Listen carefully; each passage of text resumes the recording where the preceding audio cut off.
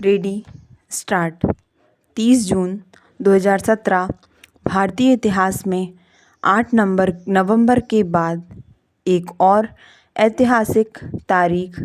यहाँ 8 नवंबर का जिक्र इसलिए किया गया है क्योंकि नोटबंदी काले धन पर प्रहार करने के लिए एक महत्वपूर्ण कदम था। वह कदम कितना सफल हुआ, यह एक अलग विषय है। जीएसटी को उसी लक्ष्य को हासिल करने हेतु अगला कदम समझा जा सकता है, क्योंकि नोटबंदी के बाद सरकार के पास सबसे बड़ी चुनौती काले धन को दोबारा नहीं पनपने देने की है। इस बात को समझने के लिए पहले यह समझना होगा कि काला धन बनता कैसे है। तो काला धन 2 तरह का होता है।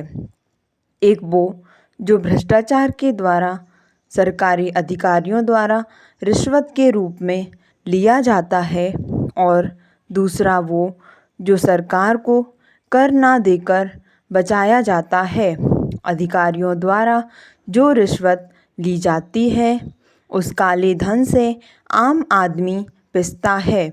उसकी मेहनत की कमाई किसी और के लिए अयायाशी करने का साधन बनती है, और सरकार पर से आम आदमी का विश्वास धीरे धीरे उठने लगता है। जबकि कर बचाकर जो काला धन बनाया जाता है उससे सरकार को राजस्व की हानि होती है।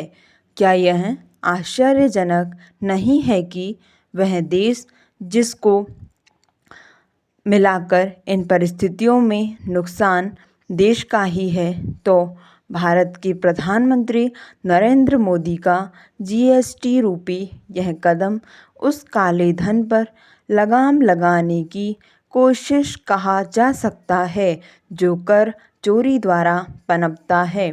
जीएसटी दुनिया के सबसे बड़े लोकतंत्र की कर प्रणाली में आज़ादी के बाद अब तक का सबसे बड़ा परिवर्तन है।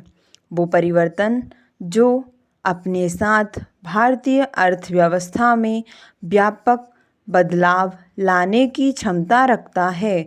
वो बदलाव जो अपने साथ कर व्यवस्था में सुधार लेकर आ रहा है। वो व्यवस्था जो पारदर्शी है। वो पारदर्शिता जिसके परिणाम स्वरूप एक वस्तु की कीमत पूरे भारत में एक समान ही होगी। वो समानता जिससे भारत देश में व्यापार करने की प्रक्रिया सरल हो जाएगी। स्टॉप।